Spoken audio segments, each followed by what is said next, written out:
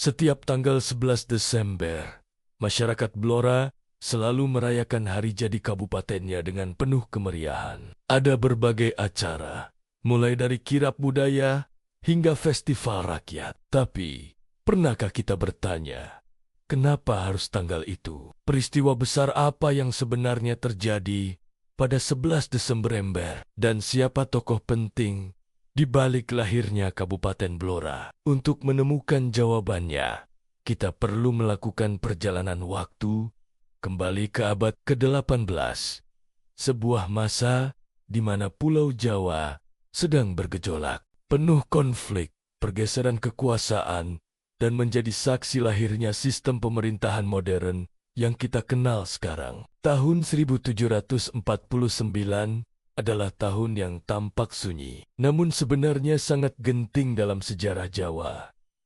Kesultanan Mataram Islam, kerajaan besar yang pernah berjaya, saat itu sedang berada di titik terlemahnya. Konflik internal terus-menerus memecah belah para bangsawan.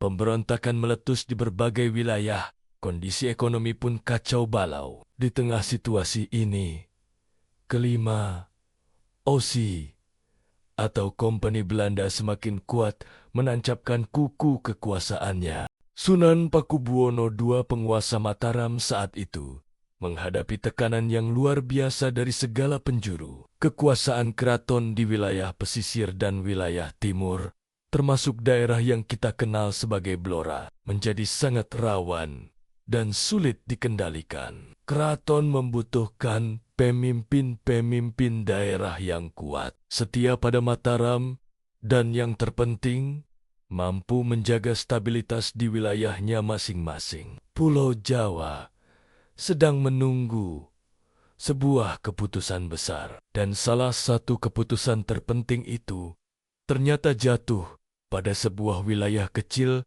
yang kaya akan hasil alam bernama Blora. Sebelum tahun 1749, Blora memang belum resmi berstatus sebagai sebuah kabupaten. Namun, wilayah ini sudah memegang peranan yang sangat penting dan strategis bagi Keraton Mataram. Kenapa? Karena Blora adalah gudangnya hutan jati berkualitas super. Kayu jati dari Blora menjadi komoditas vital bagi keraton, baik untuk pembangunan istana, kapal, maupun sebagai sumber pendapatan.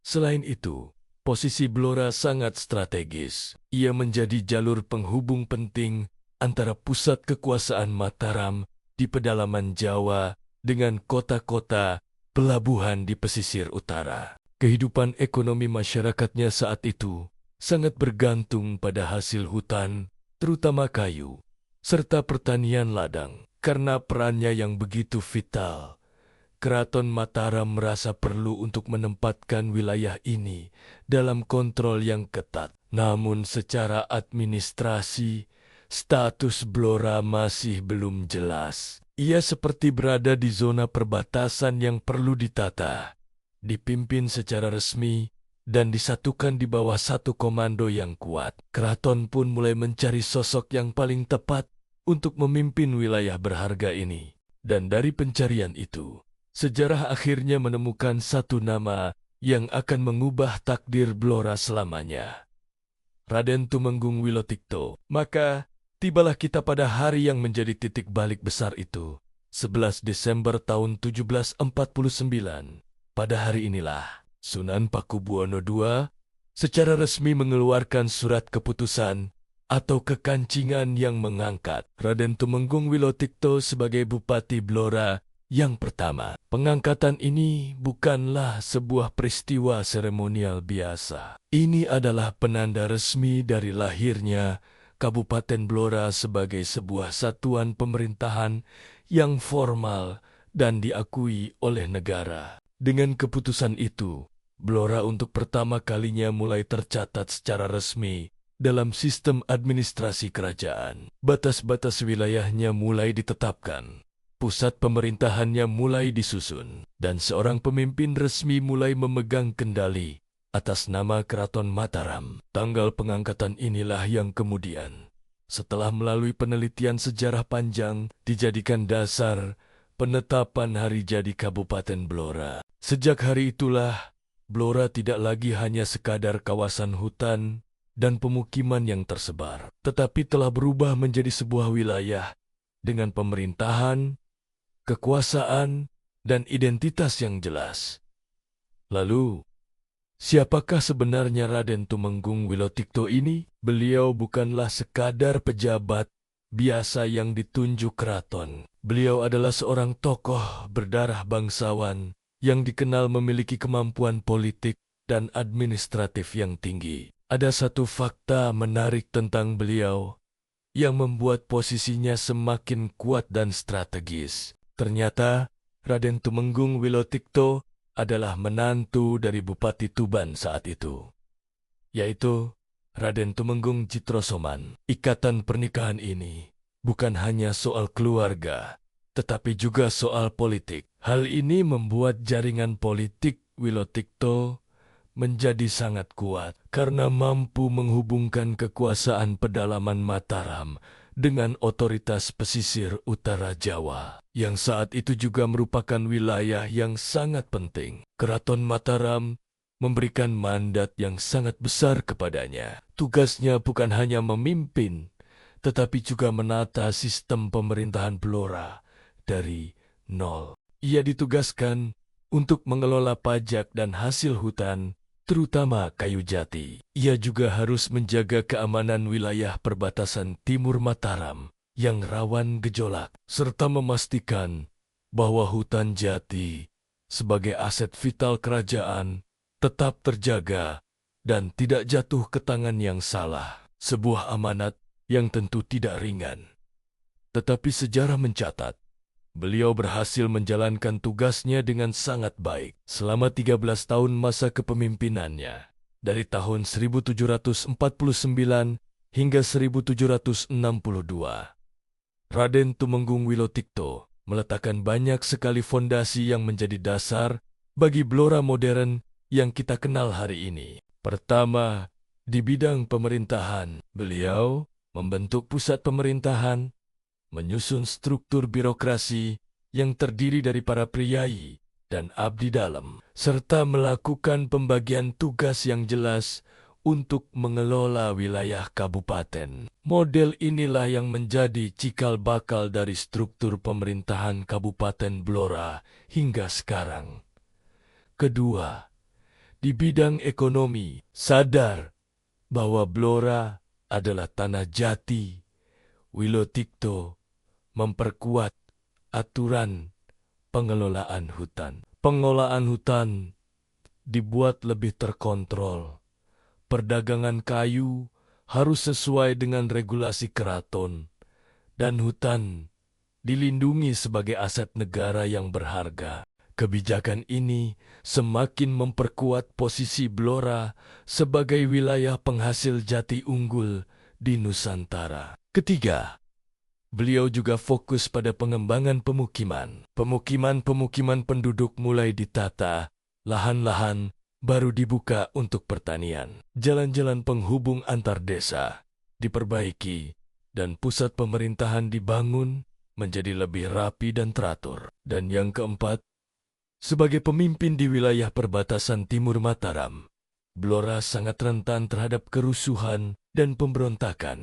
Namun, dengan kepemimpinannya yang berwibawa, Raden Tumenggung Wilotikto mampu menjaga stabilitas dan keamanan di daerahnya dengan sangat baik. Setelah masa jabatannya berakhir pada tahun 1762, Raden Tumenggung Wilotikto wafat. Uniknya, beliau tidak dimakamkan di Blora, wilayah yang telah ia bangun dan pimpin. Makam beliau berada di Kompleks Makam Citrosoman di Desa Bejagung, Kecamatan Semanding, Tuban. Kenapa di Tuban? Alasannya sangat jelas, karena beliau adalah bagian dari keluarga besar Bupati Tuban. Mertuanya sendiri, jejak kehidupannya seolah menjadi simbol penyambung dua kekuatan besar di Jawa saat itu. Kekuatan pesisir dan kekuatan pedalaman. Warisan terbesar dari Raden Tumenggung Wilotikto mungkin bukan berupa bangunan megah atau candi yang tersisa. Warisan terbesarnya adalah fondasi pemerintahan Blora itu sendiri. Sebuah sistem, sebuah struktur dan sebuah identitas yang terus hidup hingga ratusan tahun kemudian. Berabad-abad setelahnya, tepatnya di era modern, para sejarawan dan pemerintah daerah Blora melakukan penelusuran mendalam. Mereka membuka kembali arsip-arsip kolonial Belanda, meneliti dokumen-dokumen kuno dari Keraton Mataram. Semuanya demi menjawab satu pertanyaan fundamental.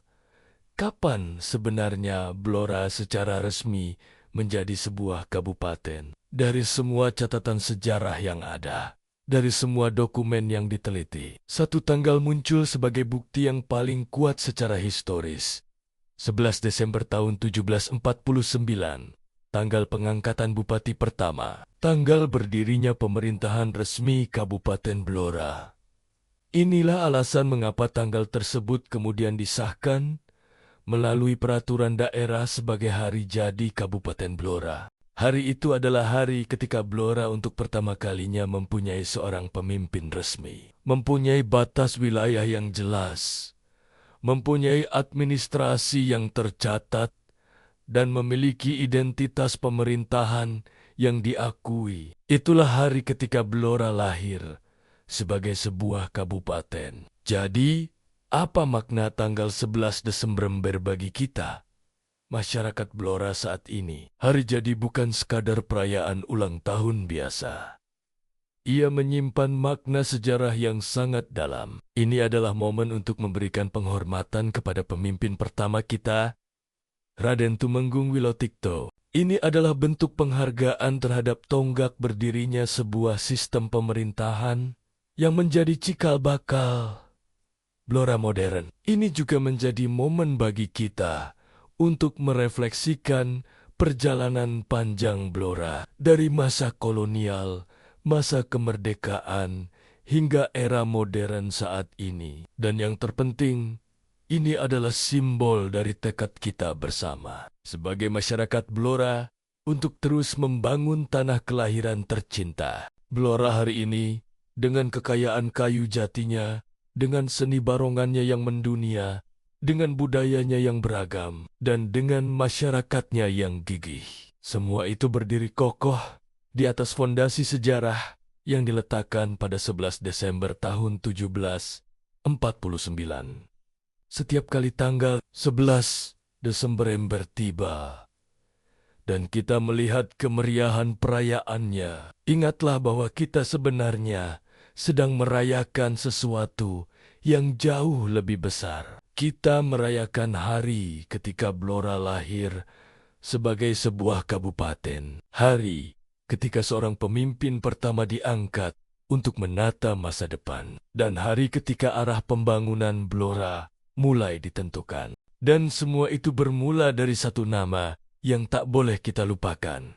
Raden Tumenggung Wilotikto, Bupati pertama Kabupaten Blora. Selamat hari jadi, Blora.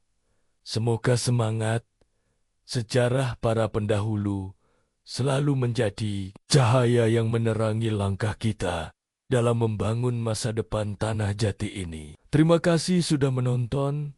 Jangan lupa subscribe untuk konten sejarah menarik lainnya. Sampai jumpa.